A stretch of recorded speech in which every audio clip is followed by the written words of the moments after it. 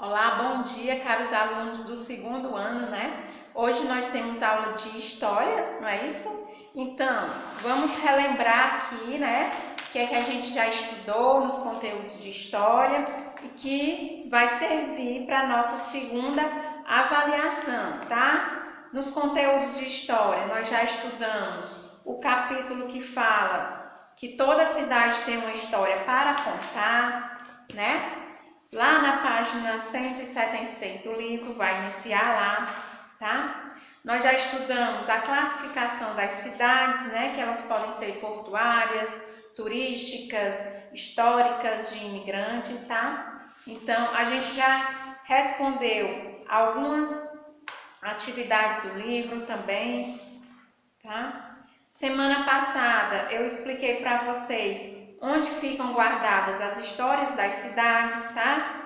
Por quê? Porque se toda cidade tem uma história para contar, né? Alguns elementos, alguns lugares, alguns objetos vão nos falar um pouco dessa história, né? Então, que na aula passada eu contei para vocês, que eu expliquei para vocês, é que esses materiais onde a gente encontra histórias para contar são chamados de fontes, né?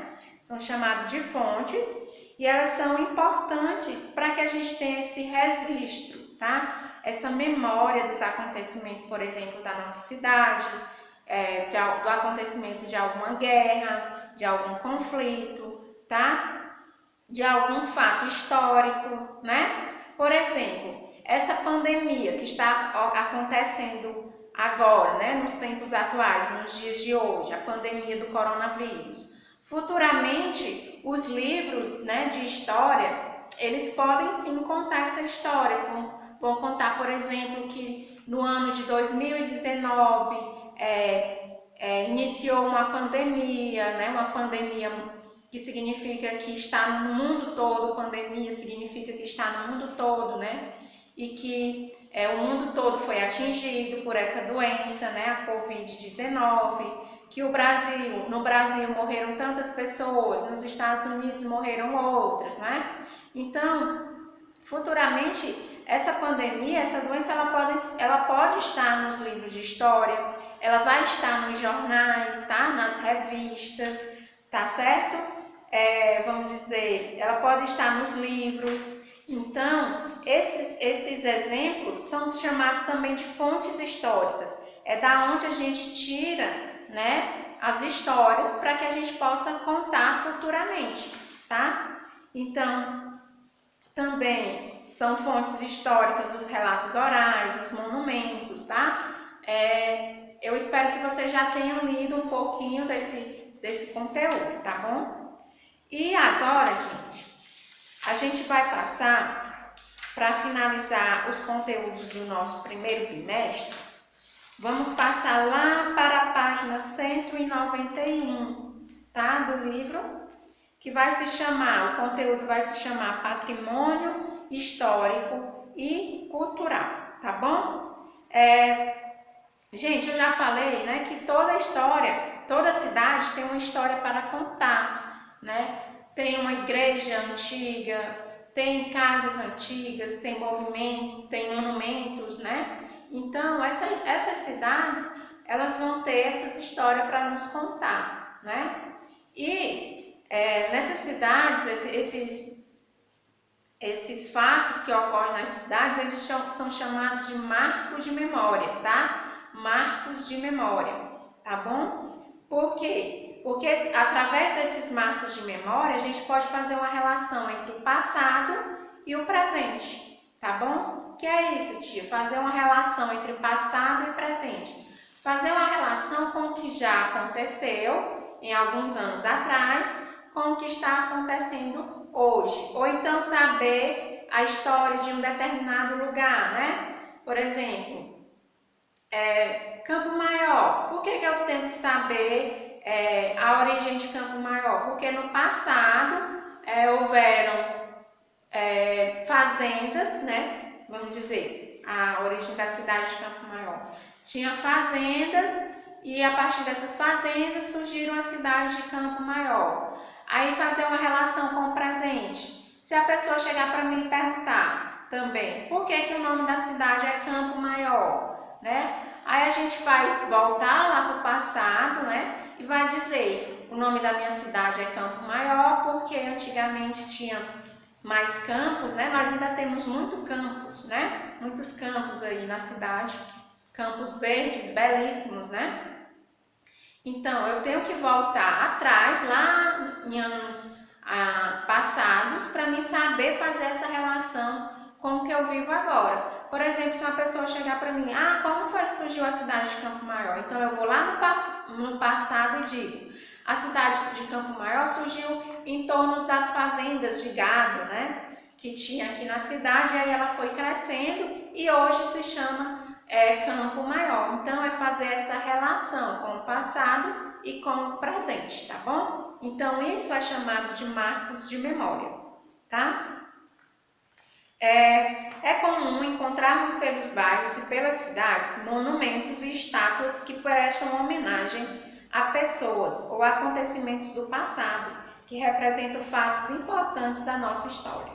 Então, gente, aqui nesse capítulo também, ele vai falar dos monumentos, né, ou de estátuas. E a gente volta aqui para um marco de história, tá? Que é o nosso monumento do Genipapo.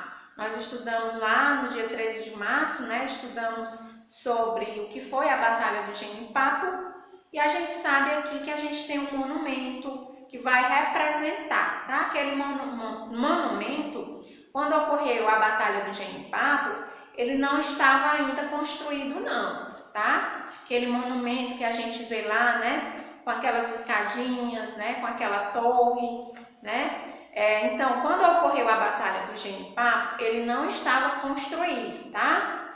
E por que que agora, tia, aquele monumento está lá? Aquele monumento, ele foi construído, gente, justamente para nos trazer a memória, tá? Para que a gente relembre, tá? Que ali naquele local, naquela região, naquela área, tá? Ocorreu uma batalha muito importante pela independência do Brasil e do Piauí. Então, o monumento que nós temos aqui em Campo Maior, ele é também um patrimônio, né? Ele é um patrimônio histórico e ele é um marco de memória, tá? Por quê? Porque ele nos ajuda a contar uma história que ocorreu no passado, mas que é importante a gente saber hoje no presente, tá bom?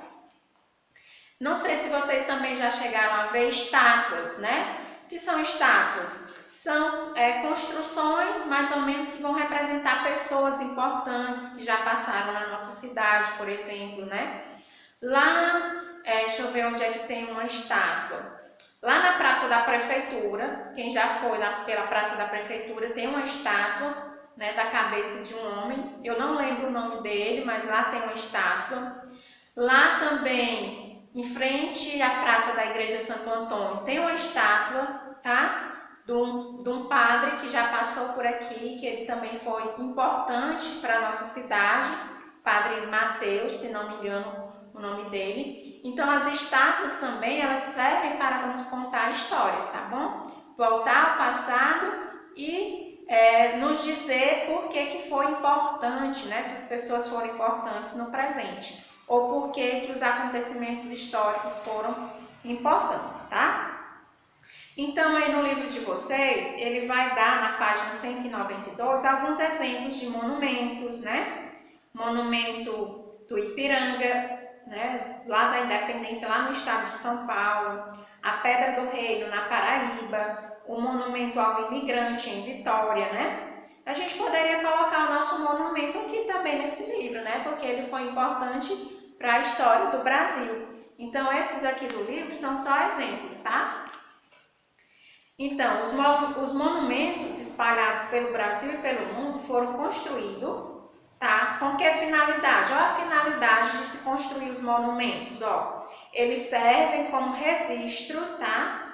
Que destacam a importância de fatos ou pessoas na história de um certo lugar. É justamente isso que eu falei para vocês. Esses monumentos são construídos, né? Ou essas estátuas são construídas porque eles vão nos contar um fato histórico, tá bom? E os monumentos e construções antigas devem ser protegidos, tá, gente?